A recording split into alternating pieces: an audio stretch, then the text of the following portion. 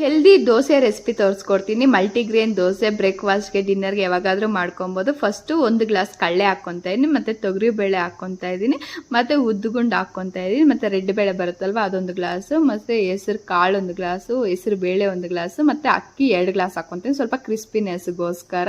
ಆಮೇಲೆ ಕಡಲೆಬೇಳೆ 1 ಗ್ಲಾಸ್ ಹಾಕ್ಕೊಂಡು 1 ಸ್ಪೂನ್ ಮೆಂತೆ ಹಾಕ್ಕೊಂಡು ನೀಟಾಗಿ ಮಿಕ್ಸ್ ಮಾಡ್ಕೊಳ್ಳಿ. ಹೆಲ್ತ್ ಒಳ್ಳೇದು ಮೆಂತೆ ಹಾಕ್ಕೊಂಡು ನೀಟಾಗಿ ಕಲಿಸ್ಕೊಂಡು ನೀಟಾಗಿ ಒಂದು 5 to 6 ಟೈಮ್ಸ್ ನೀಟಾಗಿ ವಾಶ್ ಮಾಡ್ಕೊಂಡು ಆದಮೇಲೆ ಬೆಳಿಗ್ಗೆಯಿಂದ ಸಂಜೆವರೆಗೂ ನೆನೆಸಿದ್ರೆ ಒಂದು 8 ಅವರ್ ನೆನೆಸ್ಕೊಳ್ಳಿ ಸಾಕು. ಈ ಥರ ನೆಂದಿರುತ್ತೆ.